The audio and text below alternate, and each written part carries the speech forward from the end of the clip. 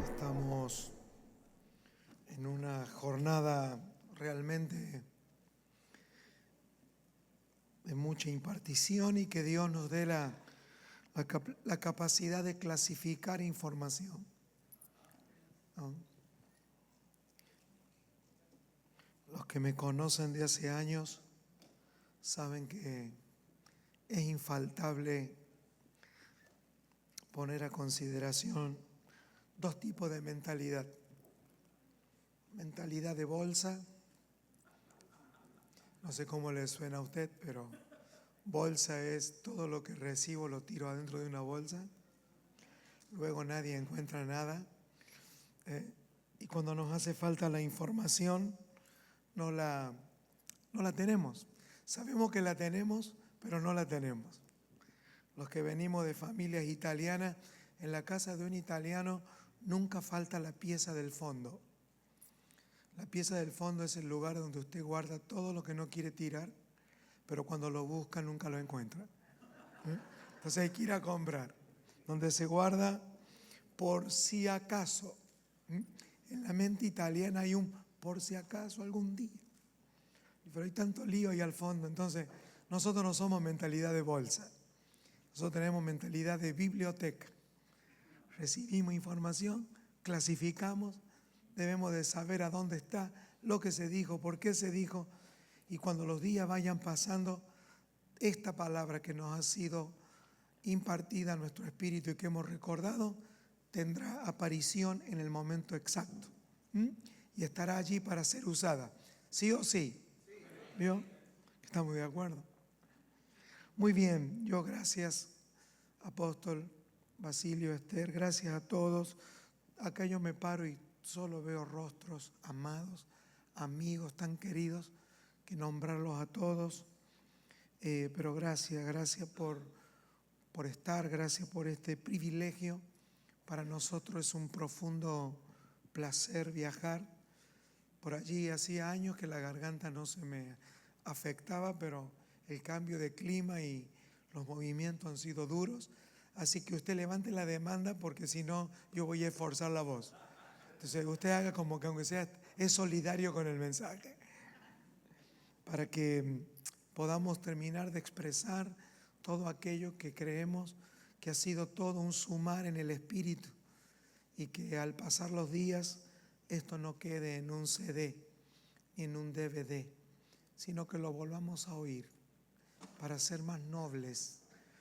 La palabra nobles en la Escritura es más estables, en lo que se puede trabajar, y da la idea de la madera noble que se puede trabajar y que con el tiempo no pierde la forma en la que se trabajó.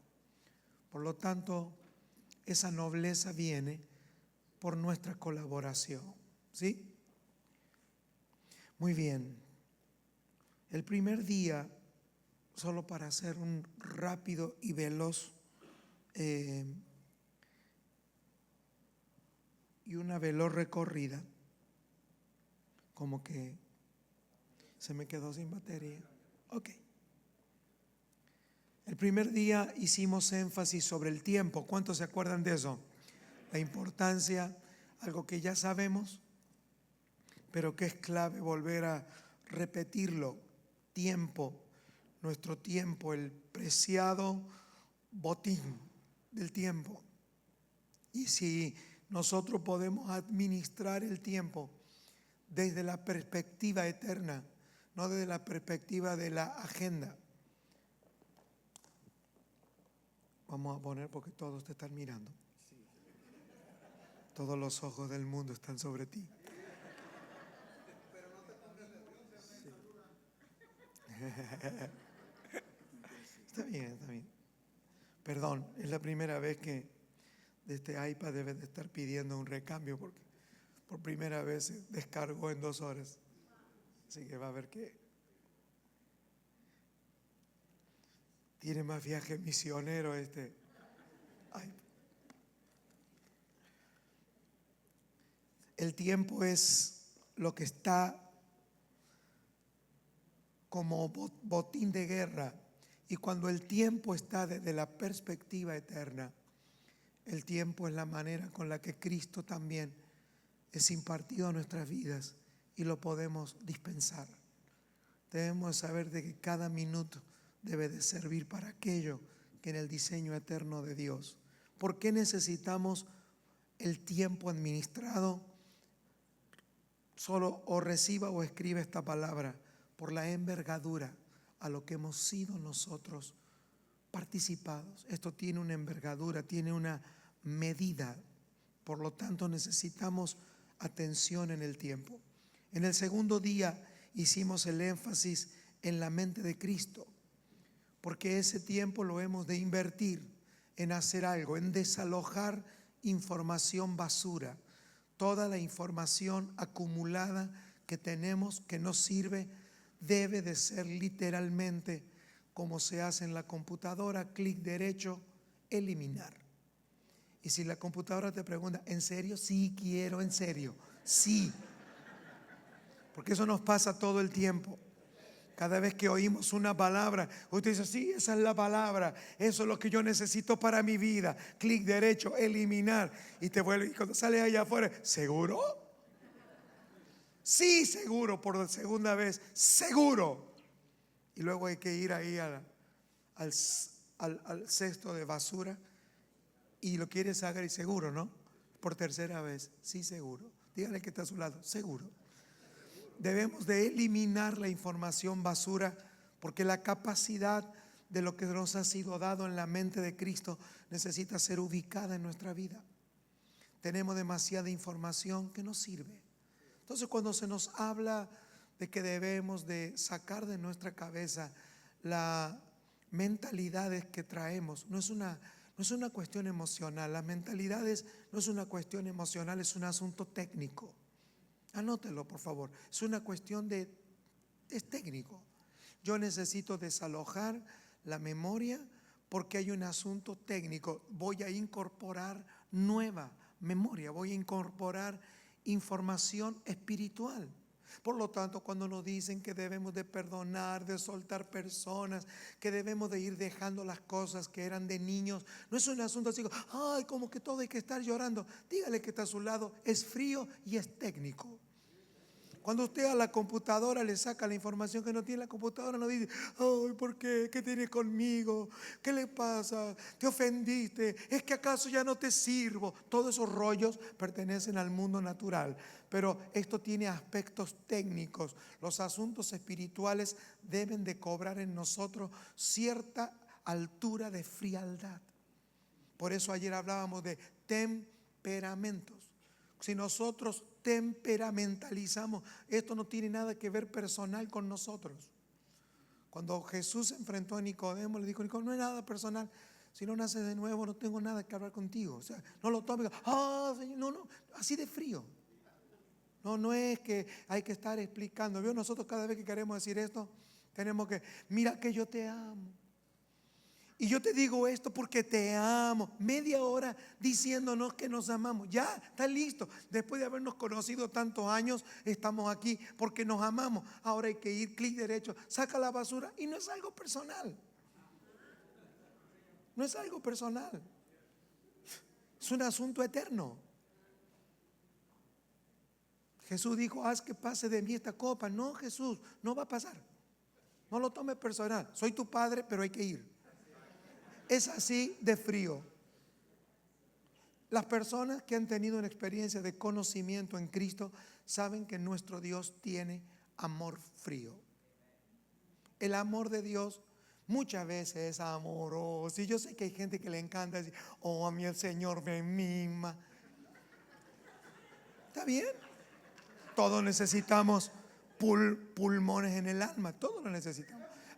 Cuando yo oigo al Señor, su voz en mi vida. Está bueno que usted temperamentalice un poco, pero si usted se va a enfrentar a un médico cirujano, usted necesita el amor científico. El cirujano no tiene que estar involucrado con usted emocionalmente. No sirve. Los padres no son buenos cirujanos de sus hijos. Usted necesita una persona que cuando usted lo estén abriendo, ojalá nunca pase, pero si alguna vez le pasó, no esté, ay, cómo me duele. Necesita un tipo frío que mientras que lo está operando salga de allí y se coma un bistec y que aquí no operé. Pablo dijo: ténganos los hombres como administradores de los misterios de Dios. Hay un amor que es un amor científico y que viene de parte de Dios, y es cuando el propósito eterno está en juego.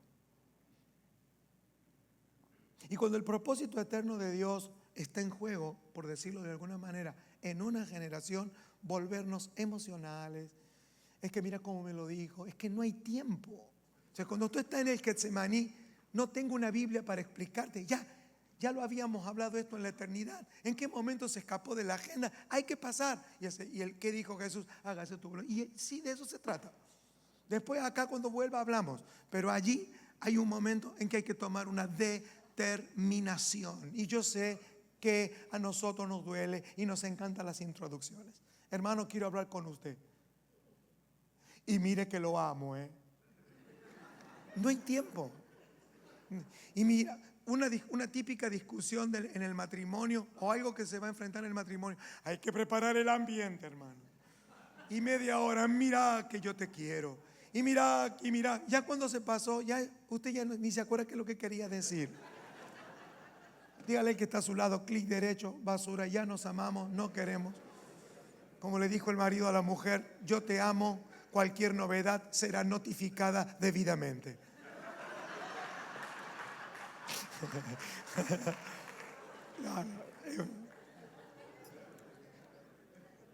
Necesitamos el tiempo porque necesitamos liberar toda la información basura que arrastramos.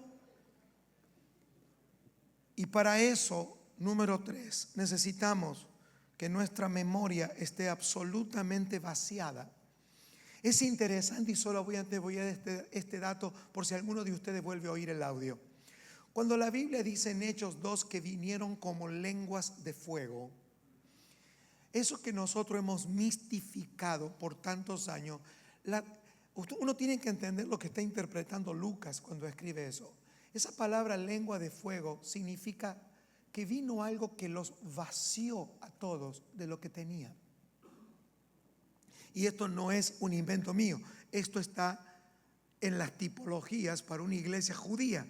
Entonces las lenguas de fuego no eran lenguas de fuego, no.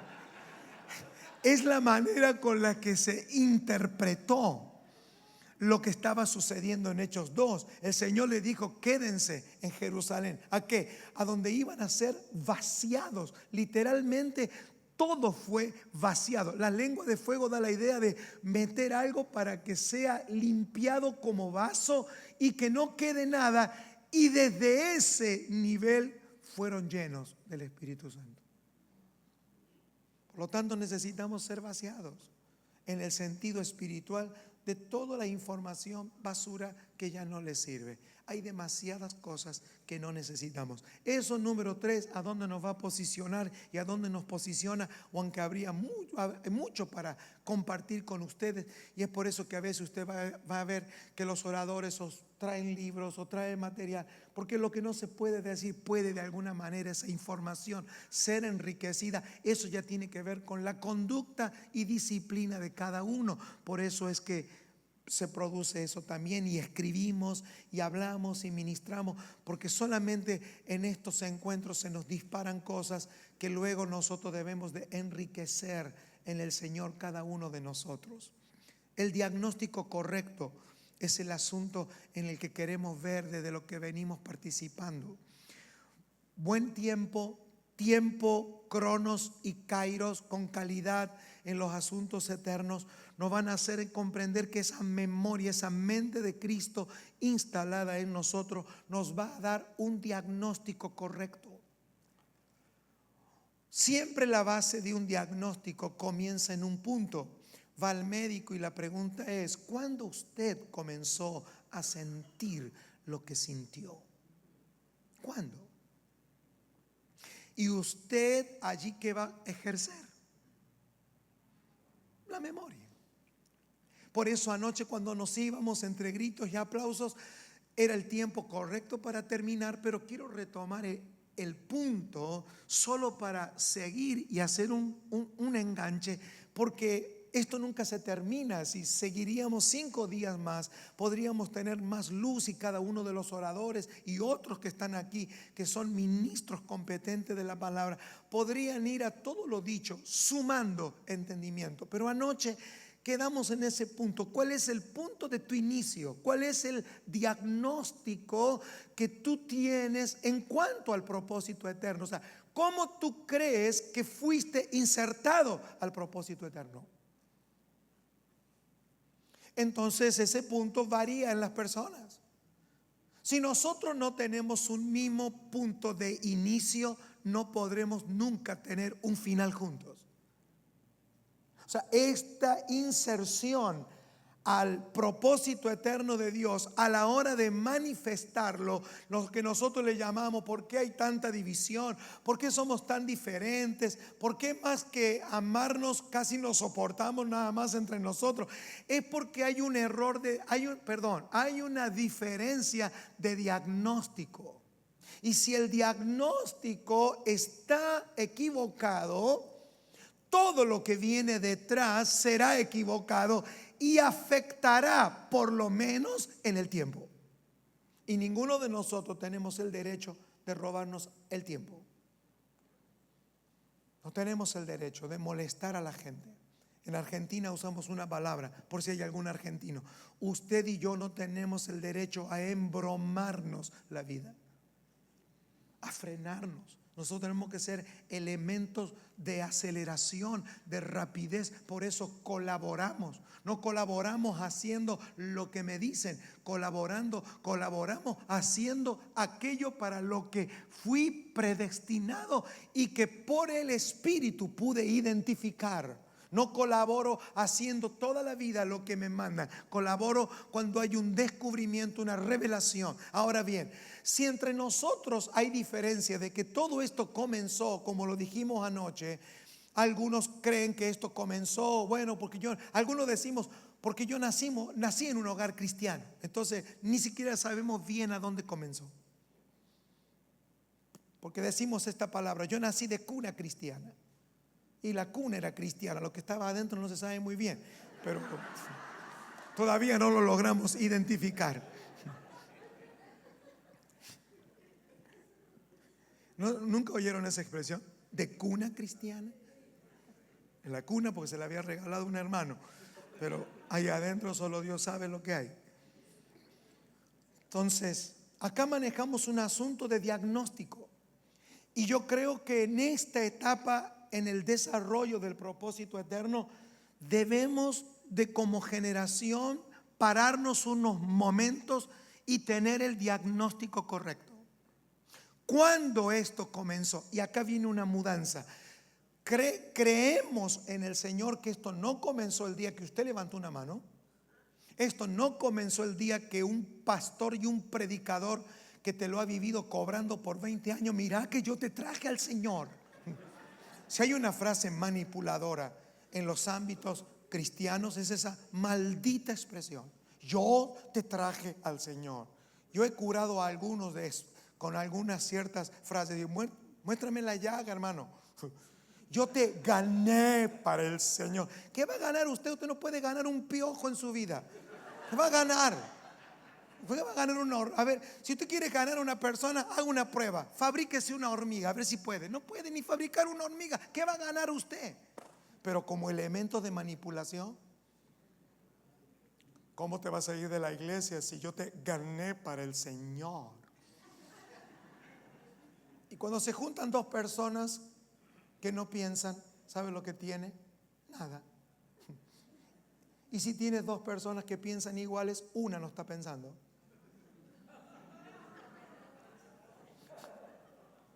Así que si alguien te dice yo te gané para el Señor, y usted dice es verdad, uno no está pensando. Y no estoy hablando en términos de que no es lindo recordarte, acordar todos esos recuerdos así que deben de ocupar una milésima de giga. No, así los detalles. Ese día estaba lloviendo y ese día yo fui un auto verde. Toda esa memoria ocupa gigas que después usted lo va a necesitar en la información espiritual. Es que a mí no me queda, hermano, a mí es como que a mí no me queda, a mí se me va claro porque ya se terminó la memoria. Entonces hay que desalojar memoria. Si ese día llovía o no llovía, si usted tenía cáncer o era tos, si usted estaba enfermo, cómo se llevaba. Listo. Hay que desalojar. No es información que sea útil. Y a mí no me queda. ¿Cómo le va a quedar con 80 años en la vida y con 80 años grabando historias que a nadie le interesa? Para colmo, porque cuando alguien lo oye así es porque no le queda otra que oírlo. Porque si no hay que explicar, mira, no te oigo, pero no te oigo porque no es que no te amo, yo te amo. En realidad no tiene explicación. O sea, no nos interesa la historia. Desalojar. Entonces esto no comenzó en ninguno de nosotros. Y esto sería una buena plataforma para la construcción del uno en Cristo, en función del propósito eterno. Esto no comenzó con tu ida por primera vez a la campaña. Ese es el punto en tu realidad, pero no es el punto en la eternidad.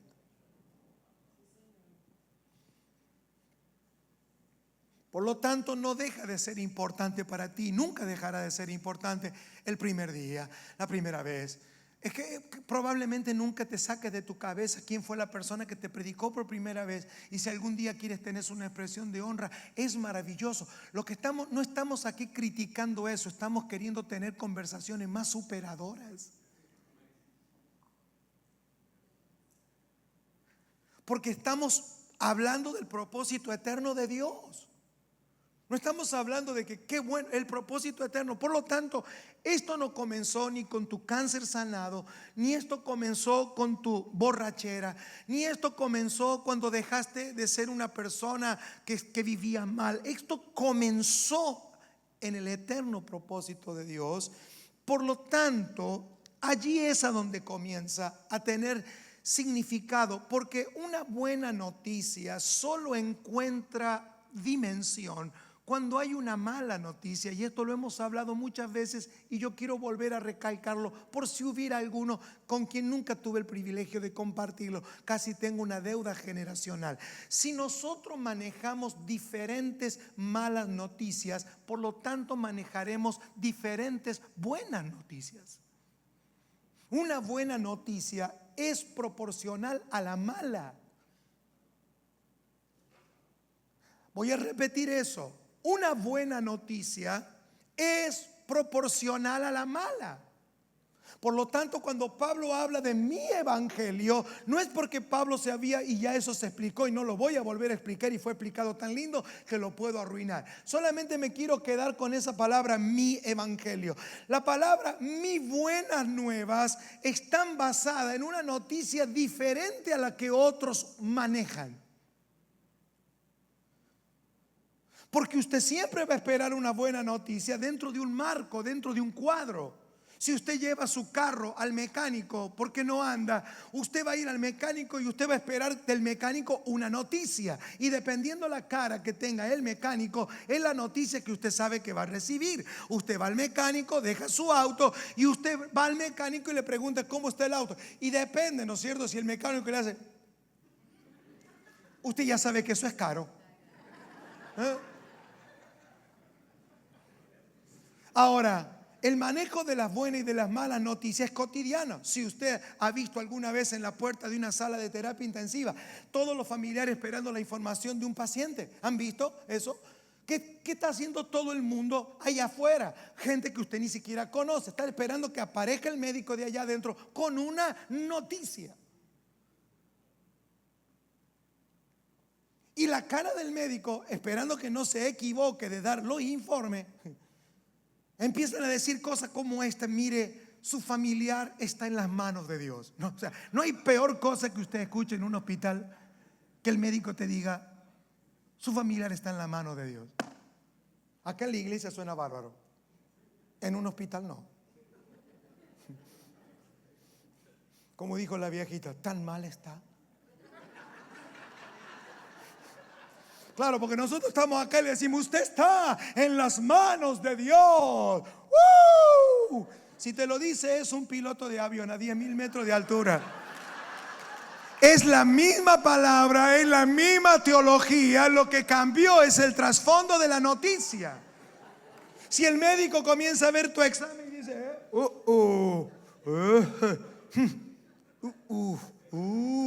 usted ya solo va fabricando la noticia adentro. Entonces, si el evangelio es una buena noticia, y voy rápido porque esto es la introducción, si el evangelio es una buena noticia, la pregunta es, ¿cuál es la mala que usted maneja? Porque la mala que usted maneje va a determinar el tiempo y la intensidad que usted tenga en el evangelio. Porque yo no le iré a preguntar a un mecánico cómo está mi familia en terapia intensiva. Las buenas noticias son diferentes al estado en el que yo la estoy recibiendo. Usted va a buscar noticias al lugar a donde usted está esperando una noticia. Pablo dice y funciona su evangelio por un solo hecho. Pablo no manejaba que la mala noticia del hombre era que el hombre estaba perdido porque estaba en el mundo griego. No, él manejaba una noticia eterna. La mala noticia es que el hombre, el diagnóstico que Pablo manejaba, entre otros, pero que manejaba intensamente, es que el pecado, lo que yo le llamo aquella maldita comida, la que nunca se debió comer en términos de administración, digo, aquella comida produjo en el hombre lo que hemos hablado ayer. El hombre olvidó, literalmente olvidó. Y por favor sígame, porque esta palabra no la inventé yo. Estas palabras están descritas en las escrituras. El hombre olvidó, y guárdese esa palabra, y si está tomando nota, anótelo. Olvidó.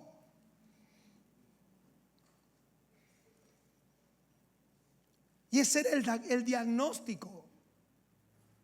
El diagnóstico que los apóstoles manejaban. Y la buena noticia, ¿cuál era? Si la mala noticia era una pérdida de entendimiento del propósito eterno de Dios, la buena noticia era el recobro del entendimiento de ese propósito eterno. Esa era la base del evangelio. Yo podría estar describiendo en esta mañana, y espero hacerlo a su espíritu, lo tengo descrito en mi espíritu. Yo podría describir que el evangelista es un doctor experto en diagnosticar amnesia espiritual y hacerle recobrar a todos los hombres la razón por la que fueron diseñados. Por lo tanto, podríamos decir que la obra de evangelista que Pablo le sugiere a sus hijos en la fe es que hagan la obra de evangelista. Es decir, no hay mejor obra de alcanzar en el Señor la vida de aquellos que no lo han conocido cuando yo por la tierra camino con esta realidad. Señores, usted me puede estigmatizar a mí porque usted me conoce de hace 5, 10 o 20 años, pero yo no voy a responder a ese estigma. Todos los días están pasando cosas en mi vida. ¿Y qué cosas están pasando? Que hay un diseño eterno para el cual Dios nos hizo nacer, y mi obra de evangelista, ¿sabe cuál es? Mostrarle al mundo que soy una persona recuperando la memoria de algo que me fue dado desde la eternidad, y mientras que yo viva en la tierra, viviré para recordar aquello que en Cristo me ha sido dado. Eso se llamó como se llamó recién, y no quiero ni agregar porque Gerardo fue muy edificante lo del apóstol en esta mañana poder estar ahí y oír. Sí, vamos, por eso es que a esta altura cuando hablamos del propósito eterno no estamos pensando en un lugar físico, si hay que hacerlo en la iglesia o tenemos conflictos si es en la fábrica o en la escuela. No, porque no es determinante el lugar físico a donde estoy, sino cómo yo a donde estoy. Primero, estoy a donde estoy porque recordé que era donde debía de estar. Primero, hay una geoespiritualidad. Es importante el lugar donde estamos. Una vez que identifico el lugar donde estamos, tengo que recordar para qué estoy allí. Y estoy allí para manifestar el propósito eterno de Dios. Pero eso es algo práctico, es algo literal al espíritu. Allí yo voy a recordar. Se habló hoy magistralmente de la diferencia entre el propósito eterno de Dios y los planes. Y si hago algo que no estaba con el original, abogado tenemos. No somos personas derribados en que me equivoqué, me salió mal. Yo intuyo, yo comienzo a practicar en la fe. Me he metido en algunas cosas a hacer en la vida, que yo he tenido la convicción en mi espíritu que era Dios hablando, no, que eso ya estaba predestinado. Ahora, eso cuando está sujeto a hombres, eso cuando tú te rodeas con personas cuyo círculo es personas voraces, mentirosos, personas que no abrazan literalmente los asuntos como eternos. Aparecen los negociantes, aparecen aquellos que nos podemos desviar. Ahora, como se dijo esta mañana, ese plan se puede desvirtuar, pero es cuestión de que yo me recoja a recordar la memoria, a ver en qué parte, en qué momento de la gestión desde el propósito tenemos abogados. Se vuelven a restaurar los tiempos, los días se redimen, porque esto no es un asunto suyo. Esto no nació con usted, esto nació en Dios. Lo que sí estamos tratando como generación de cada vez evitar más pérdida de tiempo. Pensamos con la mente de Cristo y un poquito mezclado también con lo que vamos aprendiendo en la vida, no como una enseñanza natural, sino como mi propia experiencia en el Señor. Que no se trata de, tengo una palabra y ahí me meto, porque esa palabra se debe de ir gestionando en cosas tangibles. Y nos guste o no, todo propósito eterno está atado a hombres y a personas. Entonces usted tiene una idea, tiene una palabra, la iglesia que queremos tener, la palabra que Dios me dio, pero tienes que bajar a la tierra y llamar a 12 tipos que no entienden, como se dijo recién, nada. Entonces ahí es donde hay que gestionar. Entonces, ¿qué hay que hacer? Hay que colaborar en este nuevo pacto, en que todas las personas nos aseguremos que el buen testimonio de la fe no es el testimonio cultural y dogmático que las personas tienen en los templos. El buen testimonio no es el testimonio mío de cómo yo cambié de vida en el pecado, sino cómo antes era un hombre pecador y ahora es Cristo formándose en mí, porque su mente me ha sido instalada. Por lo tanto, mis comportamientos obedecen a la mente de Cristo y no como yo mejoro los pensamientos dogmáticos de una Biblia en mí. Voy a avanzar porque no quisiera quedarme allí, pero ustedes sencillamente avanzamos. Si mi vida tiene inicio en lo lineal, yo no voy a estar nunca en lo eterno. Por lo tanto, no puede ser una fecha, no puede ser una enfermedad como punto del propósito eterno. Lo voy a volver a repetir, porque si no siempre damos lugar. Y bueno, y entonces ¿qué importancia tiene que Dios me sane un cáncer? Toda la que usted le da. Si usted en vez de sanarse del cáncer se hubiera muerto, ya sería una estadística. O sea, solo es importante para usted. Y usted lo debe de vivir y lo debe de valorar. Yo quisiera pasarme la vida contándole a la gente las cosas que me pasan. Me subo acá y siento que las cosas que me pasan en la vida solo sirven para una plataforma, para tener luz, para ver cómo el propósito eterno de Dios avanza. Porque usted puede llorar con lo que yo le diga. Yo puedo contarle mis lágrimas y usted llorar y creer que así estamos teniendo una noche extraordinaria, una mañana extraordinaria, una tarde extraordinaria. Pero está mostrado por 1800 años que la gente llorando no transforma nada. Todos nosotros que venimos de cuna cristiana sabemos cómo hacer llorar a las personas e irnos contentos. ¿Y cómo estuvo la reunión? Tremenda, todos lloraron. Tiene que haber una generación un poco más fría. ¿En términos de qué? En que no medimos la finalización de nuestros encuentros por la emotividad solamente, aunque la necesitamos, pero no es el puntapié, no es la palabra que a usted no les gustó porque nunca me la aplaudieron. El eterno Propositómetro. No podemos medir que hoy hemos avanzado al propósito por lo que usted sintió o percibió. Y qué bueno que si además de avanzar nos alegramos. Y qué bueno que si además de avanzar la hemos pasado bien. Pero hay gente que por este propósito eterno muere. Hay gente que por este propósito eterno está padeciendo cosas. Por lo tanto, celebramos lo que nos toca vivir en lo personal, pero nuestra ancla no es cómo yo la estoy percibiendo, sino cómo yo la estoy midiendo en términos del avance de ese propósito eterno de Dios, afectando por medio de ese propósito la vida de mi familia, la vida de mis ciudades y la vida de las naciones a donde vivimos. Yo tengo una lectura personal de lo que se está produciendo, porque este propósito eterno, cuando se comienza a manifestar en los hombres, levanta una medida de juzgamiento en la sociedad.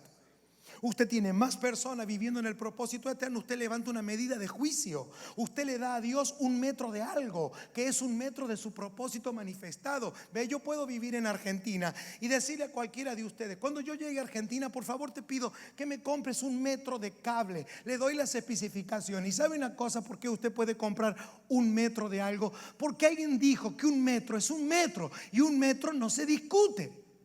Entonces hay una medida que hay entre nosotros. La medida que nosotros tenemos de la manifestación de ese propósito eterno de Dios levanta medida de juzgamiento a los hombres, porque la iglesia no está solo para manifestar el propósito eterno y terminarse allí. No, cuando el eterno propósito de Dios se manifiesta, se afecta absolutamente todas las baldosas que están alrededor de la tuya. Porque se levanta una medida de ejecución, y no es usted tomando autoridad y todo el día gritándole y reprendiéndole los demonios a todas las personas que lo rodean. A veces puede hacer falta, a veces no es necesario. Su medida de juicio expone a las tinieblas, hace que la mentira retroceda, hace que todo lo que se ha levantado en contra de la verdad retroceda. Entonces ese propósito eterno no es algo que autodisfrutamos, es algo que expresamos para que Cristo sea conocido en la tierra. Si ese propósito es eterno, no puede tener una fecha. Por tanto, la mala noticia que usted manejaba debe de ser cambiada. Debe de ser cambiada.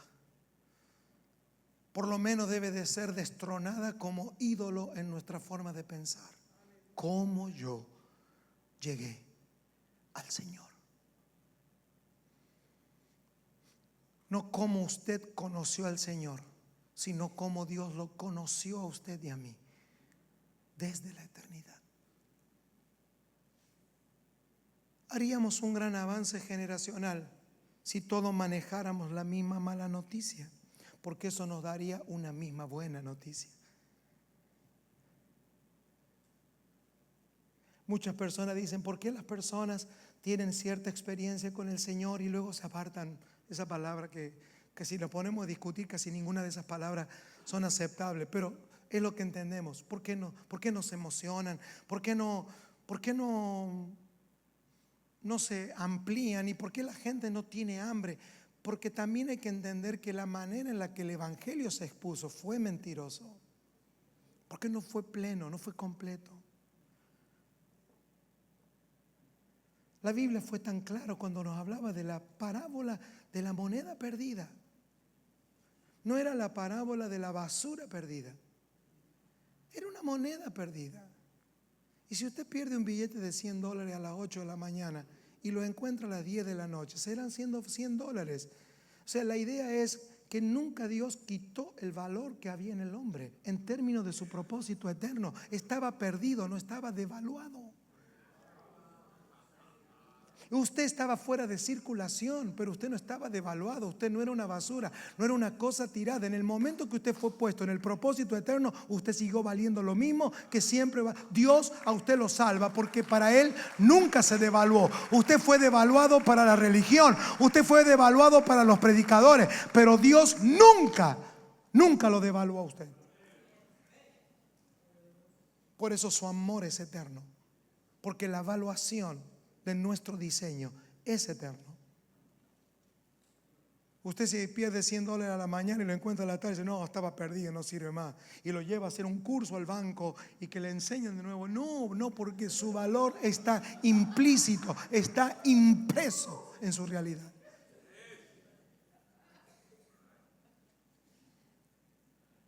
Por eso es, porque lo había en estos días también escrito, y solamente para que enganche con lo que venimos hablando. No puede tener inicio en algo natural, porque si no ya no sería Melquisedec. Por lo tanto, no solamente nuestro sacerdocio en términos de funciones empieza en el Melquisedec, sino toda nuestra naturaleza. Es decir, no podemos permitir que encuentren en nosotros un lugar de inicio en nada que yo pueda tocar naturalmente. Y eso es una barrera que debemos de romper como generación. Este punto merece una explicación. Los niños cuando nacen con esa naturaleza. ¿Con una naturaleza de qué? De olvido. Le pregunto a ¿usted de qué edad tiene memorias? Y cada uno va a decir, algunos no se acuerdan de lo que les pasó ayer. Pero la mayoría de las personas tienen recuerdo de 3, 4, hasta que se va formando una memoria. La pregunta es, si hemos de pensar en la transmisión espiritual de este propósito para que no se mueran los grandes héroes de un tiempo y haya que empezar de nuevo. ¿Qué tenemos que hacer en la educación de los hijos en el siglo XXI y según el nuevo pacto? No construir en los hijos una mentalidad humanamente cultural, sino que desde temprana edad, como lo lloró Jeremías, nuestros hijos se encuentren su realidad eterna. Y para esto hay muchos tipos y sombras. Usted puede amar a su hijo porque le nació de usted, porque es su papá o es su mamá. Pero hay un amor hacia nuestros hijos que es el amor que va a transferir el propósito eterno de Dios. Saber para qué nuestros hijos vinieron a la tierra según el diseño eterno. Voy a repetir eso, saber. No que tengo hijo, porque si yo no tengo hijo no me siento realizada como varón. Todo eso todavía está en las congregaciones. Hay personas diciendo que queremos ya tener un hijo, ya se me está pasando la edad, pastor, tengo que tener un hijo. Y por otro lado, estamos metidos en las congregaciones, escuchamos en qué punto todo es todo en él. Creo que el mayor regalo que podemos hacerle a nuestros hijos es saber para qué nacen. Porque se supone que Dios nos da hijos porque ya está previendo que contigo no alcanzará. Voy a repetir eso. Los hijos son la señal de que esto es eterno. Por lo tanto, si a ti y a mí se nos está revelando de que esto es eterno, tus hijos no deberían de cargar con la información que está en ti. No debería de ser más importante para tus hijos saber quién era el abuelo o el tatarabuelo, sino primariamente saber cómo encaja esto como hijo en el diseño eterno de Dios. Yo tenía 5 años y me recuerdo fielmente cuando mi mamá me sentó en la punta de la cama. Esto para mi vida fue de mucha ventaja. Hoy descubro que ya no sirve. Como todas las cosas se ponen viejas. Pero hubo algo. Yo soy el 8º hijo de 8. Por lo tanto, yo tengo hermanas grandes y siempre tuve papá y mamá grandes, mayores de edad. Yo siempre recuerdo a mi papá y a mi mamá como personas mayores. Mi mamá tenía 46 años cuando yo nací. Para cuando yo tenía 4, ella tenía 50. Mi papá tenía 53 años cuando yo nací. Por lo tanto, cuando yo hablo de mis padres y recuerdo sus cosas, ¿qué es lo que yo más recuerdo? Cuando yo tenía 5 años, mi mamá me sentó a mí en la punta de la cama y dijo, Juan, queremos decirte, ¿qué nos habló Dios antes de que tú nacieras? Cuando había nacido el 6º hijo, mi mamá vuelve a quedar embarazada en una época de mucha escasez y de mucha pobreza. Queda embarazada y su clamor a Dios fue un hijo más. Y Dios con voz audible le habló en palabra de sabiduría. Y le dijo: vas a tener este y otro más. El que tendrás se llamará David y el último se llamará Juan. Y ellos predicarán mi palabra. En forma, porque cada uno entiende en la forma que puede entender. Dios habla en el idioma que tú entiendes. Yo no sé si Dios le dijo todo eso, pero la esencia era que tendría 2 hijos más. Efectivamente, a los 9 meses nació mi hermano David y a los 5 años nació esta cosa que usted ve aquí adelante. Y le dijo: este se llamará David y el próximo se llamará Juan. Por lo tanto, a los 5 años toda mi vida fue afectada por saber de que yo no vine a esta tierra sencillamente porque fue un descuido de una noche. No le voy a decir que eso te hace especial, porque yo no creo en personas especiales. Yo lo que creo es que en la vida corremos con ventaja como generaciones cuando en vez de tener un padre que te ha dicho todas las barbaridades, incluyendo las evangélicas, participándole a los hijos de todas las estupideces y experiencias viejas que hemos tenido y que no sirven absolutamente para nada, nuestros hijos pueden comenzar a ser instruidos conforme al diseño. O sea, tú no viniste a esta tierra porque nos viniste y ya que estás te metemos en la iglesia y andamos buscando una iglesia en que dejar estos pedazos de hijos incómodos que por lo menos los dejamos a que hagan algo con nosotros. Acá vengo, yo me cambié de iglesia porque en la iglesia donde iba no había quien cuidar a los niños. ¿Y quién te dijo usted que la iglesia está para cuidar a tu hijo?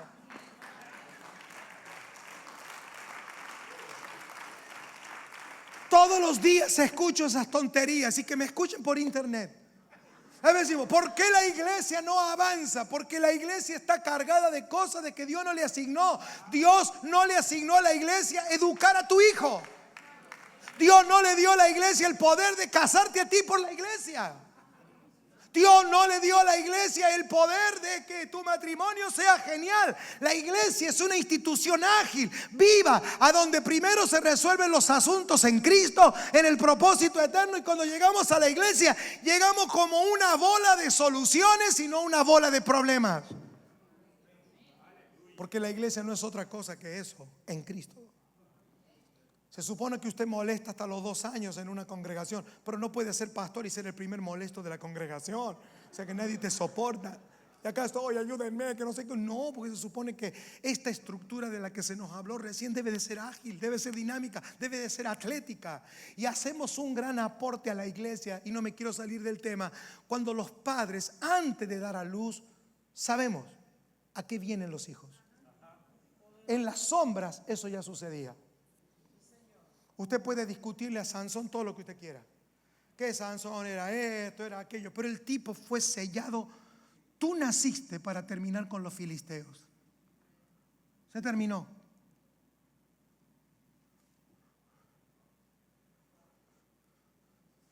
En el diseño del pacto eterno, los abuelos no son personas pasando un ratito lindo. No. Nunca en el diseño eterno de Dios los padres sueltan a los hijos en términos del diseño. Somos personas que primero educamos, instruimos, descubrimos, y aunque sea viejo, molestamos. Le ponemos zancadillas a los hijos cuando quieren correr por el camino que no tienen que correr. Los molestamos, los estorbamos, los cruzamos sin meternos. Bueno, es que es difícil. No es difícil, es complejo. Por eso los simples de corazón no tienen hallada en el propósito eterno. Esto es complejo. ¿Cómo meterme en la vida de mis hijos que ya se casaron, pero que a la vez Dios no ha permitido que yo los suelte? No es ya se casaron todos, puedo hacer la vida que yo quiero. No, tus hijos son la extensión de algo eterno. Y Dios nos ha dado la gracia en el nuevo pacto de entender a dónde está el bisturí que corta, en el que yo no me voy a meter en la vida de mis hijos, pero tampoco se me van a sacar tan fácil de arriba a mí. Porque hay un diseño, porque es eterno y porque tenemos que contagiarlo en la vida de nuestros hijos. Eso trae vida, eso trae salud. Dios mío.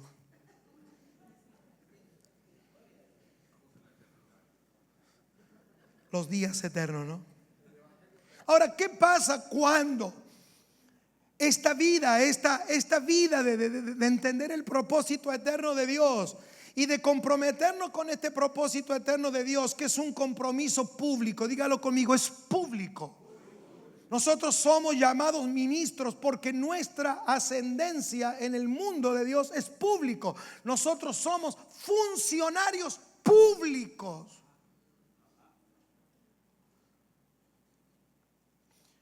Por eso les hablé ayer de un aspecto que no hemos podido profundizar. Somos personas públicas. Yo casi diría somos como fiscales en términos de querella, de producir causas por esta causa, que tenemos una causa y por esa causa elevamos ciertas situaciones. Y esta causa no es otra causa que la del Señor. Y esta causa no es otra cosa que el propósito eterno. Nuestra función es pública. Si usted pensaba que por estar sentado en una silla usted se va a librar de esto, perdóneme, la función pública no está determinada por el lugar que te sientas en una congregación, sino por el lugar que nos ha sido asignado según el propósito eterno de Dios, por la participación de la vida de Cristo en nosotros. Los griegos tenían una palabra perfecta para los tipos que se olvidaban de que eran ministros públicos. Y como habrán notado, casi todos nos hemos abstenido de estar diciendo en el griego, casi por fuerza tengo que hacerlo hoy. Pero los griegos, cuando las personas abandonaban sus funciones públicas, porque en la mentalidad griega la actividad pública era importante, que cada ciudadano fuera protagonista de la vida de la nación, era clave. Cuando algunos de ellos se olvidaban y se metían a la casa, tenían un nombre para esa persona y lo llamaban idios. Dígale que está a su lado, idios. ¿Qué significa idios? Significa mío propio. Mío propio, de ahí viene la palabra idioma. Mi propio idioma. De ahí viene la palabra idiosincrasia, que significa mi propio poder de crear una cultura. De ahí viene la palabra ideología, la idea que yo me creo a sí mismo. Pero no es la palabra que me importa. La palabra que me importa es idiota.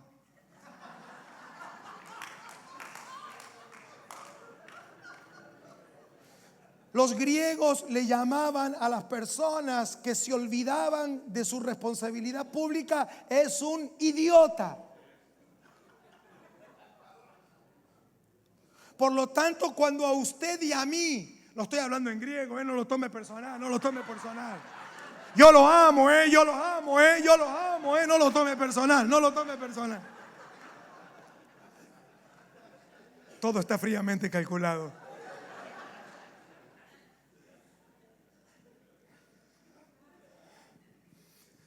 Cuando los individuos se olvidaban que Grecia los había participado de la vida pública y ellos se metían en sus hogares, lo llamaban idiota. Mirá el idiota. Esta idiotez tiene una razón de ser. Y esa idiotez es que las personas iban olvidando la razón por la cual vivían, para servir a los demás. Por favor, sígame el hilo, dijo la aguja. Yo no sé si va a aprender algo, pero que no se va a dormir, no se va a dormir. Hay que asegurarse de todo a esta hora.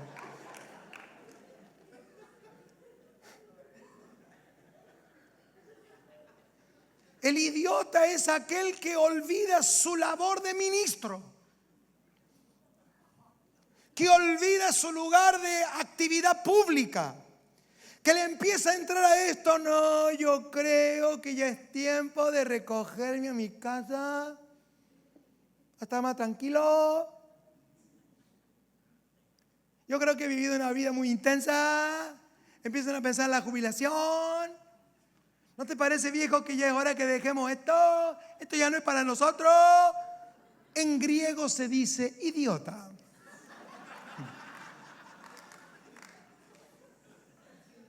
Y no lo tome personal.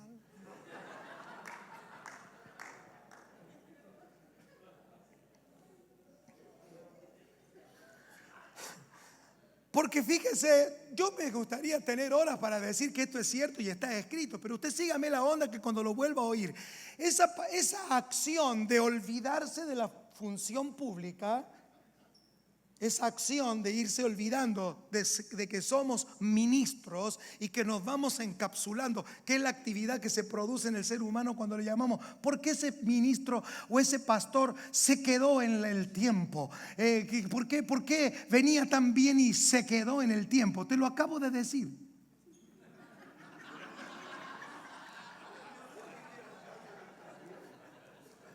Entonces no es un hermano que se quedó en el tiempo.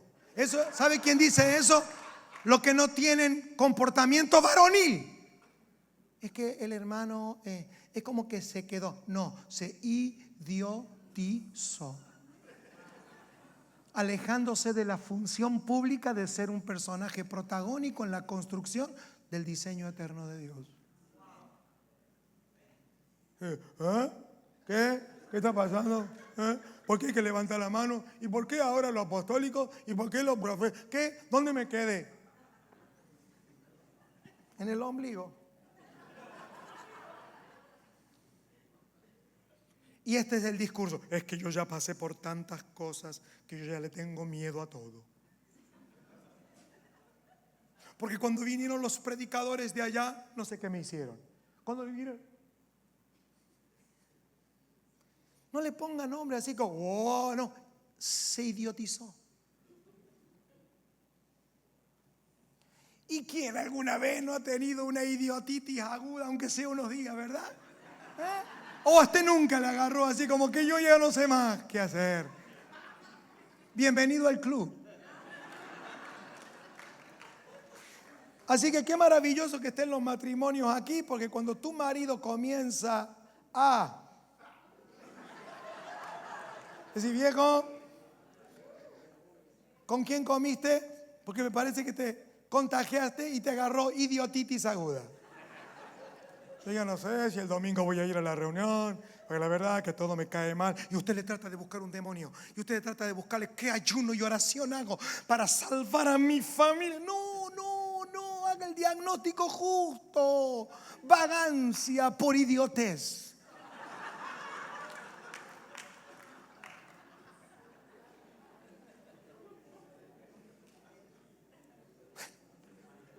Qué bueno que se ríe, hermana. Me alegra. Porque esto es reír o llorar. Espero que el CAM pueda suplir las expectativas que vienen en su espíritu. Pero si salimos de este CAM con toda la información espiritual que nos ha dado y además huyéndole a la idiotez, tenemos posibilidad como generación de no ser un montón de tipos y personas, hombres y mujeres maravillosos, que somos todos buenos, somos todos maravillosos, pero cuando volvemos todo se termina enrollando en nuestro propio ombligo.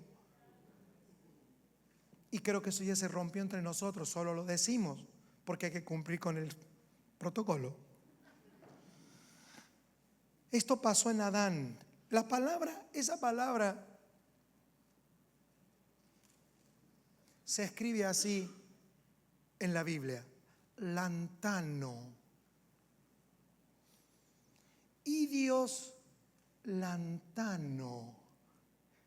Es como en italiano, lontano.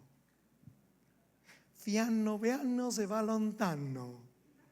Despacito, despacito, se va lejos. Que los pastores en términos hebreos le llaman se va enfriando.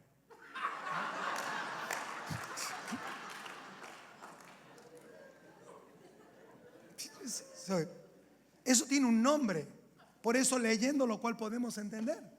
Son palabras con nombre propio, no es algo que yo supongo, no, pasa que nos entra por el pecado y por los delitos, la idiotez, y es exactamente esa palabra lantano, significa olvidar, pero se escribe olvidar en español, pero el significado es salirse de la detección. No quiero ser detectado. Usted lo puede buscar en cualquier diccionario de bíblico. Pero no ahora, por favor, deje San Google, por favor, tranquilo. Ahora estamos en San Juan. Olvidar. Eso fue lo que le pasó al hombre.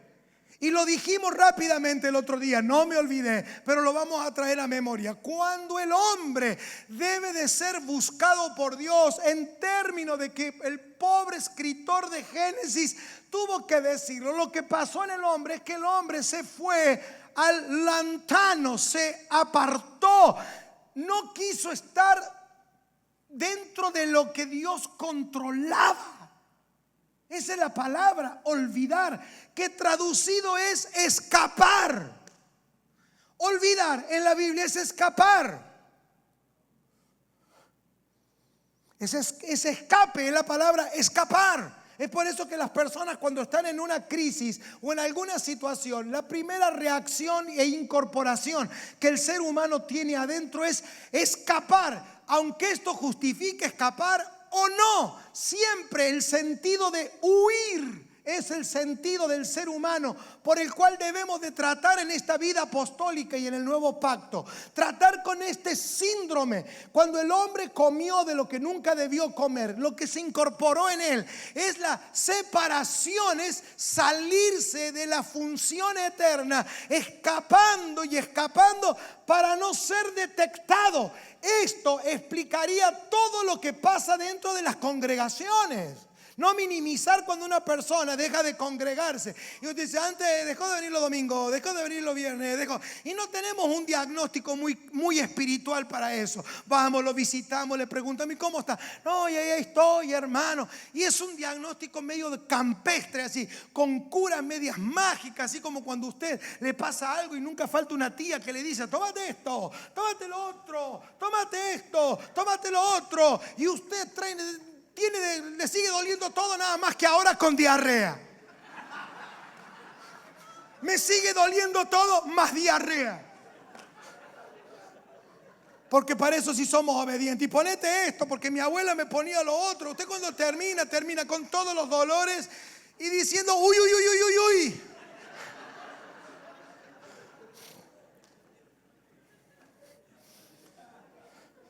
Debo de terminar. Estoy 0, 0, 0, 0. Por favor, dígale en la multimedia que me tire 5 minutos. Por favor, no quiero terminar así.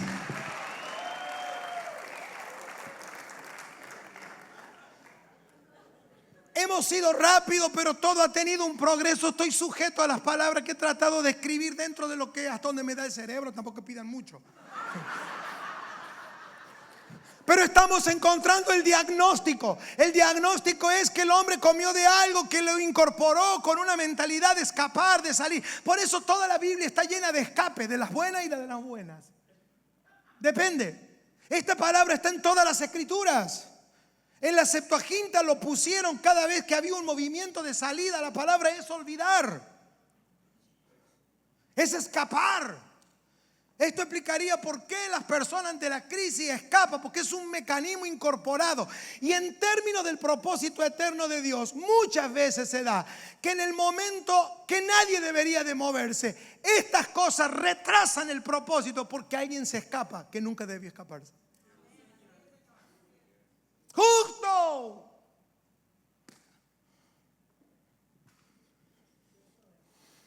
Pero en la medida que la obra de Cristo, esta palabra, ¿dónde la vemos? Esta palabra, ¿dónde la vemos? Cuando el pueblo de Israel estaba dejando Jericó, un tipo se escapó con algo que nunca debió escaparse. ¿Cuál era la necesidad? La pregunta es, ¿por qué Dios castigó a todo un pueblo en términos fríos para los tipos y sombras de lo que había de venir? No era el manto babilónico en sí mismo, era el espíritu que debía de quedar registrado para nuestra ayuda. La pregunta es, ¿qué culpa tenían todos los demás? Esa es la vida de cuervo. ¿Por qué cuando usted se golpea el dedo le duele la cabeza? Es un misterio para los hombres, pero no para nuestro cuerpo. ¿Por qué? Por asociación, por solidaridad de vida. Yo estoy en condiciones de decirle a usted que su vida sí afecte, y la mía, a la vida del cuerpo, aunque otros no lo sepan. Entonces, yo tengo que decirle algo. Si usted quiere pertenecer al propósito eterno de Dios, nunca más diga que tiene una vida privada. Bueno, es mi vida privada. Bueno, entonces dedíquese a ser mormón, pero no diga que usted quiere construir el propósito eterno de Dios. Hágase fastidio de Jehová.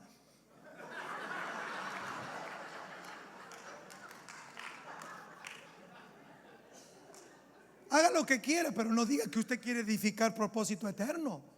Propósito eterno. Usted no puede tener un propósito eterno y a la vez sostener una vida privada, en términos de lo que usted entiende, de lo que estoy hablando.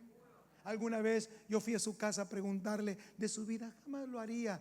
No se trata de que alguien te va a investigar, se trata de que nosotros sí afectamos, aunque no querramos, la vida de otro con nuestras decisiones.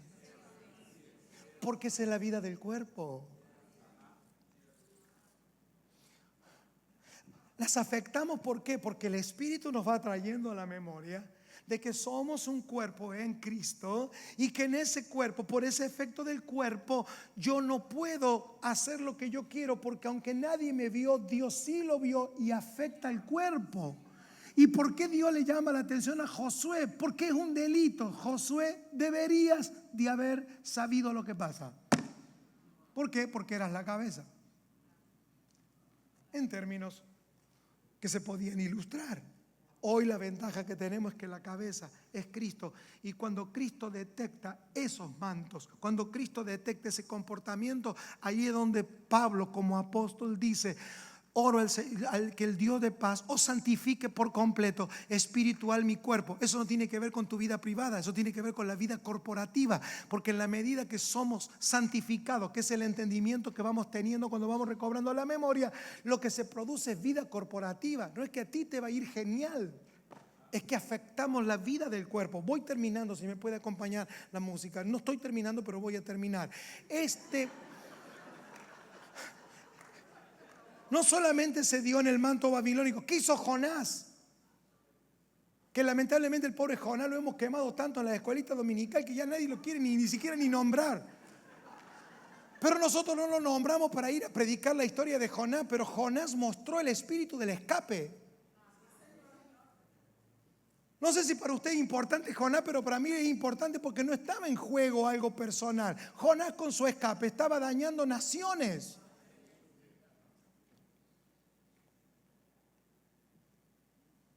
Elías, Pedro, son acciones de esa naturaleza. Y cada uno de ellos son importantes porque sus determinaciones idiotas afectaron la vida de sus contemporáneos. Cuando le preguntaron a un sabio qué diferencia hay entre un sabio y un idiota, el sabio dijo: es que la sabiduría tiene límites.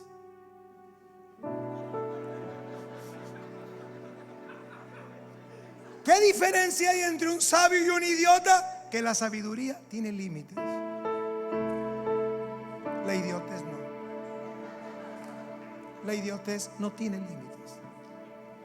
Cuando una persona escapa al diseño de la manifestación del propósito eterno de Dios, usted quédese preparado para oír cualquier cosa. Un ser humano fuera del diseño eterno de Dios puede hacer cualquier cosa para que no la ande en los próximos años de: ¡ay! ¿Cómo puede ser? Todo puede ser fuera del carril. Los daños colaterales que se producen cuando nos salimos del diseño son inimaginables.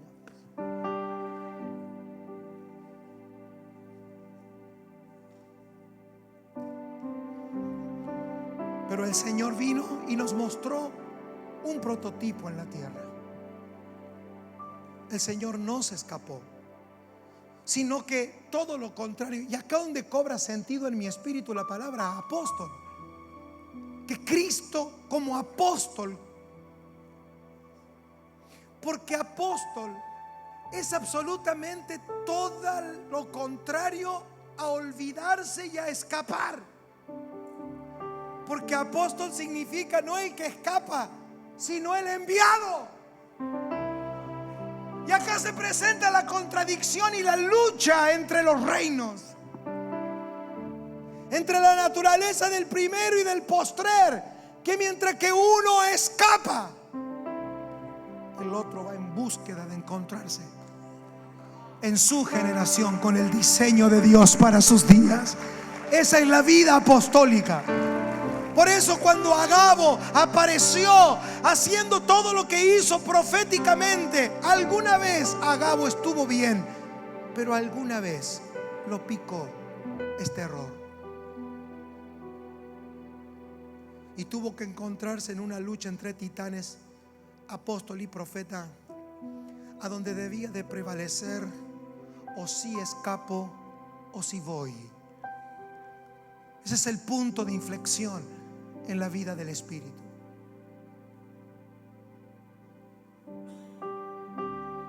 ¿Cuál es la agenda que prevalece?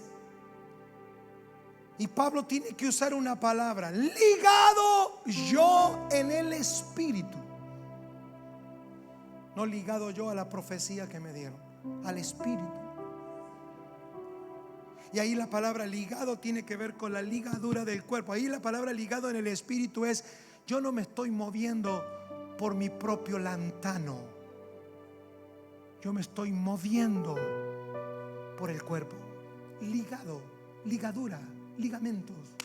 No es una expresión personal, no era el ministerio de Pablo, era la edificación, era la manifestación de Cristo en tu tiempo. Todos queremos estar en otro lugar que no sea este. Y no me vengan: no, yo acá, porque se nos dijo, nadie está aquí de turista. A mí cuando yo vuelvo a Argentina, toda mi familia: ¿y cómo es Houston? Y te puedo decir cómo es la Freeway. Te puedo decir en qué horario hay, en qué horario. Y no porque si yo me quedaría una semana aquí, yo sé que Basilio, Esther y todos ustedes, Gerardo, su esposa, nos atenderían.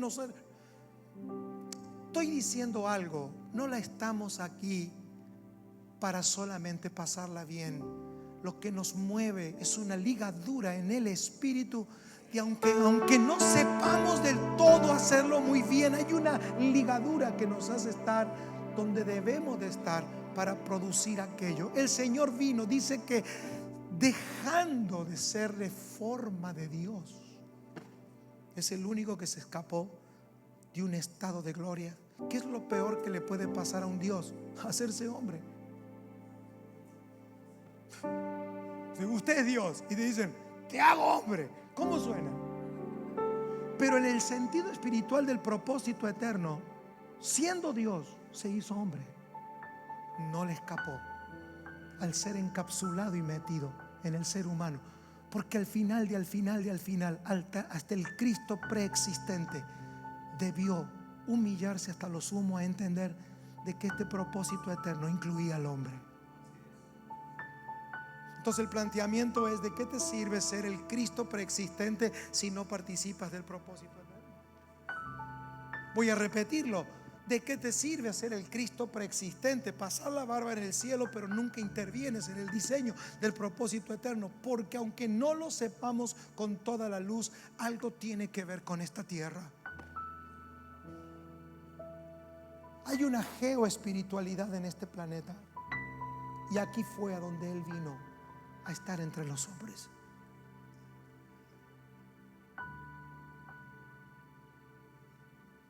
Siendo Dios, Pablo usa su pluma de la manera más maravillosa. Siendo Dios, se hizo hombre. Porque no servimos en ningún estado si no entramos en la línea del diseño de su propósito eterno. Pero el Señor vino y ejercitó esa mente y nos la dejó. Pedro, te vi y vas a ser zarandeado, pero ya oré por ti. Eso no es un golpe de decir que la profecía es un te doy una frase y te la dejo orando. No, la vida profética del nuevo pacto no es: te doy una frase y te dejo preocupado. No, Pedro, vi el cuadro, vas a ser zarandeado, pero ya he orado y todo va a estar bien. Por lo tanto, como yo vi todo el cuadro, no vamos a tener bronca tú y yo cuando esto pase. Vio todo el cuadro. Eso significa que el Señor operó en una mente que era por encima de tener una frase: en las próximas horas te veo glorioso. No, pues dime, ¿cómo? Es tener una plenitud y un entendimiento mayor. Por eso es que Dios está sacando a la iglesia de frases proféticas a una vida profética. Te manda una profecía. Dios te dice que haz algo con tu hijo. Pero bueno, pero decime qué. Porque esto no es una profecía, es una palabra de duda. Entonces, la memoria en Cristo, el dejar de escaparnos de esta generación y cumplir nuestro ministerio que se nos ha encomendado, nos va a hacer devolver el entendimiento de todas las cosas que Dios nos asignó a administrar. Pablo oraba por aquello, decía, haciendo memoria. A ver, una cosa es decirle a una persona: ore por mí, hermano, ore por mí. Estaré orando por ti, que la mayoría de las veces no se acuerdan. Cuando Pablo dice que él hacía memoria, el entendimiento de esa palabra hacer memoria es que no solamente te acuerdas de Juan, sino que sabes en Cristo cuál es el diseño de Juan. Yo puedo orar apostólicamente por personas cuya vida yo vi en el Espíritu. Hago memoria de vosotros en mis oraciones. Nombro a Pedro porque vi a Pedro y vi el cuadro de Pedro y la importancia de Pedro en el diseño. Entonces yo puedo orar por Pedro, porque no estoy orando porque a Pedrito le vaya bien. No, lo vi, hago memoria. Es decir, me conecto a lo eterno y oro por el valor que esa persona tiene en el diseño eterno. Si no es una oración religiosa y te pido, Señor, por Antonio, por Medellín. Oh Señor, si eso hubiera funcionado, yo hubiéramos cambiado el mundo. No, es Antonio Zamudio, haciendo memoria de él, conforme al entendimiento que yo tengo de él, que aunque él no lo vea, Dios me permitió acceder a las memorias eternas de Antonio. Y puedo por el Espíritu entender que Antonio los próximos días necesitará oro para que las memorias eternas, el libro de crónicas eternas dadas sobre Antonio me son revelados, y de ese plano podemos orar.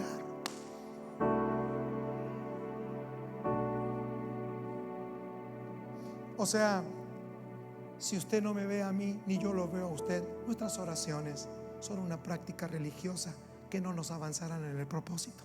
Son buenas, por favor ore.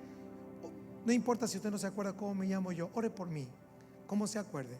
Todo el mundo me cambia el apellido, nadie lo dice bien, pero no importa, Dios sabe en sus memorias cómo me llamo. Pero es haciendo memoria. Póngase de pie. Yo lamento que el tiempo no haya dado, pero no faltará oportunidad para que usted en el Espíritu. Mañana. Bueno, terminamos entonces. Mañana vamos a estar, ¿no? Acá. Gracias, Gerardo, por permitirme estar en esta casa. Gracias, apóstol. Gracias, Esther. Levanta tus manos para que no nos vayamos así secos y fríos.